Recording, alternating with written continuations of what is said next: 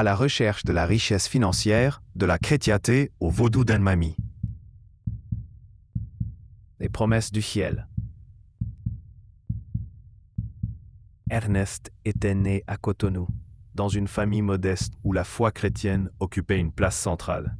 Sa mère était diaconesse, son père chantait dans la chorale. Toute son enfance avait été rythmée par les cultes, les jeûnes, les veillées, les séminaires. Il avait appris que la pauvreté ici-bas n'était qu'une épreuve et que la vraie richesse l'attendait au ciel. À 36 ans, Ernest enchaînait toujours les petits boulots. Il avait été agent de sécurité, livreur à moto, puis serveur dans un bar de la ville. Malgré ses efforts, sa situation ne s'améliorait pas. Il priait, mais rien ne changeait. Il commençait à douter doucement.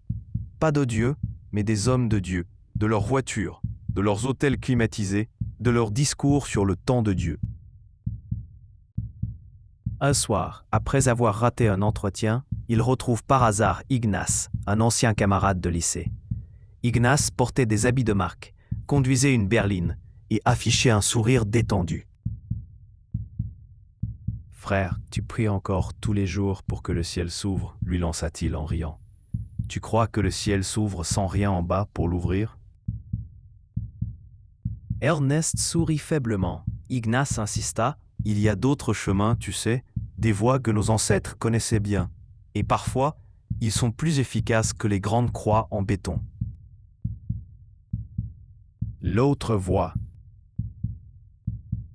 Quelques jours plus tard, Ernest se rendit avec Ignace dans un petit village à la sortie d'Abomey-Calavi. Là, il rencontra une prêtresse vaudou réputée, Mama Sika, servante de Dan, le serpent arc-en-ciel de la richesse, souvent appelé Dan-Mamie dans les récits populaires. Mais tout était très terre à terre. Pas de magie, pas de fétiche étrange.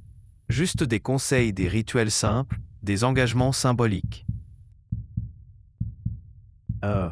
C'est pas la magie, explique Maman Sika. C'est la discipline, le respect des lois invisibles. Tu veux l'argent ? Il te faut la rigueur, la foi en toi et une parole tenue.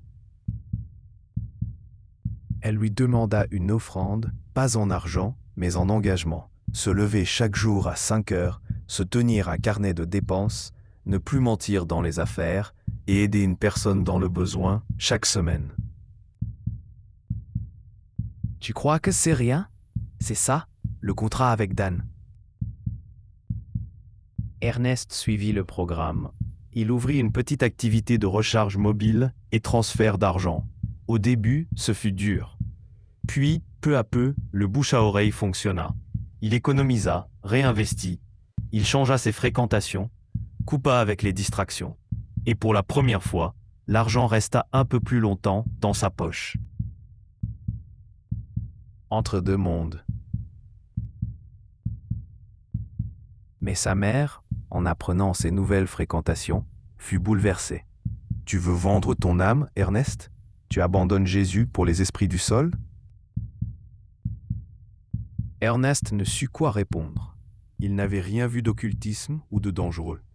Pour lui, ce qu'on appelait vaudou était aussi une philosophie, une éthique, un ancrage culturel.